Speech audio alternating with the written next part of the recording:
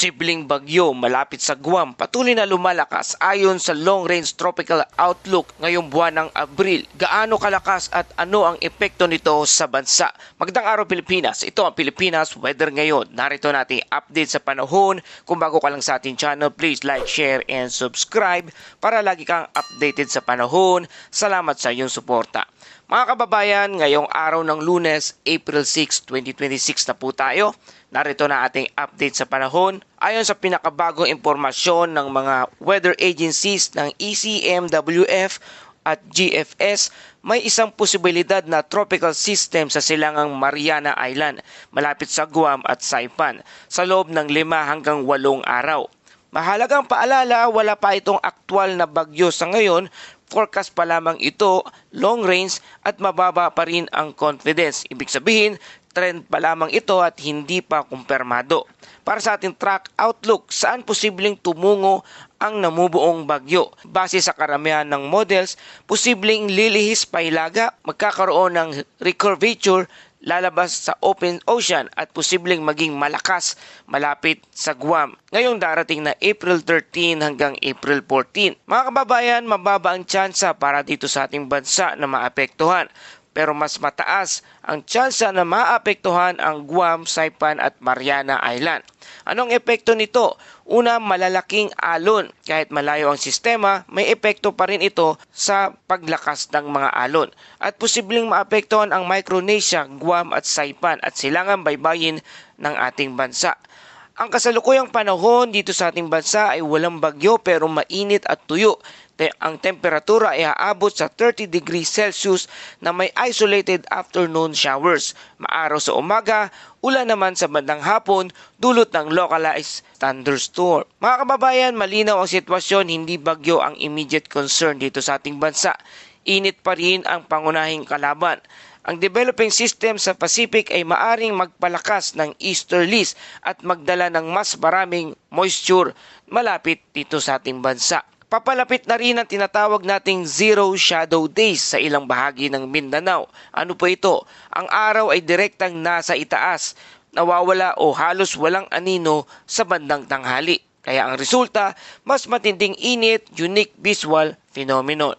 Kaya patuloy tayo nagpapaalala sa ating safety reminders para sa ating heat safety, uminom ng tubig palagi, gumamit ng proteksyon sa araw, umiwas sa pagbababad sa tanghaling tapat. Iwasan din ang paglangoy kung malalakas ang alon at mag-ingat sa rip current. Lumayo naman sa mga open areas at lagi magdala ng payong bilang pananggalang sa ulan at sa matinding init. At dumako naman tayo sa lagay ng panahon ngayong araw. High pressure area pa rin o HPA ang nakakaepekto sa bandang northern at central Luzon. Mas mainit at mas tuyo ang panahon, mas maraming maaraw na oras pero may chance na bigla ang thunderstorm. Sa Metro Manila at buong bansa, partly cloudy to cloudy skies with isolated rain shower o thunderstorm. Posibleng epekto nito ang flash flood, landslide kapag malakas ang thunderstorm. Ang pattern ng panahon ay mainit sa umaga at tanghali at biglaang uulan naman sa bandang hapon o gabi. Mga kababayan, ang critical insight sa ngayon, ang maximum temperature natin ay umaabot sa 35.5 degrees Celsius at ang humidity naman ay bumaba hanggang 30%. Ibig sabihin, mas tuyo ang hangin, mas mabilis uminit ang lupa at mas intense ang init na nararamdaman. Kaya mas mataas ang heat index, mas aktibo ang thunderstorm formation. Kaya mga kababayan, posibleng maranasan ng heat exhaustion, heat stroke at dehydration. Para naman sa lagay ng hangin at karagatan sa northern at central Luzon, ang hangin ay nagmumula sa southeast to south winds na may alon na 0.6 hanggang 1.8 metro ang taas. Sa natitirang bahagi ng bansa, ang hangin ay light to moderate winds na manggagaling sa east to southeast na may alon na 0.6 hanggang 1.5 metro ang taas. Sa lugar ng Visayas at Mindanao, ang hangin ay katamtaman mula east to northeast na may alon na 0.6 hanggang 1.5 metro ang taas. Generally ligtas ang paglalayag sa ngayon pero mag-ingat sa thunderstorm.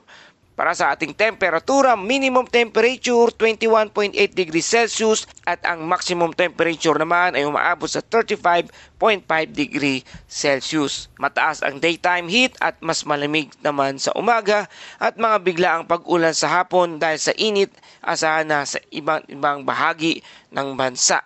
Ang araw ay sumikat kaninang alas 5:49 ng umaga at tulubog naman ito bandang alas 6:09 ng hapon. At para sa buod nating balita, HPA o High Pressure Area ang dominante ngayon na weather system sa ating bansa.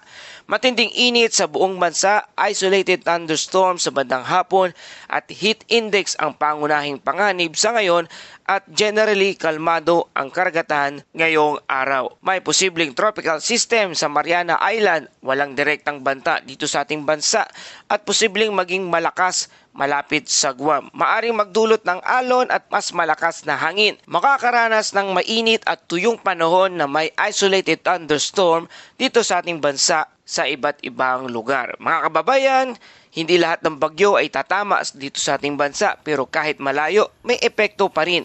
Kaya patuloy tayong maging alerto, huwag magpanik pero huwag ring maging kampante. At para sa ating Bible verse of the day mula sa Panaghoy chapter 3:22 verse 23, ang pag-ibig ng Panginoon ay hindi nagmamaliw bago tuwing umaga. Mga kababayan, sa bagong araw may bagong pag-asa. Kahit pabago-bago ang panahon, ang katapatan ng Diyos ay nananatili sa kanyang mga anak at nananalig sa kanyang kapangyarihan. At yan po ating update sa panahon. Kung nagustuhan nyo ang balitang ito, please like, share, and subscribe para lagi kayong updated sa panahon. Salamat sa iyong suporta. Ito ang Pilipinas Weather ngayon na lagi nagpapaalala, magyanda, magiligtas, mag-alerto. Ingat tayong lahat.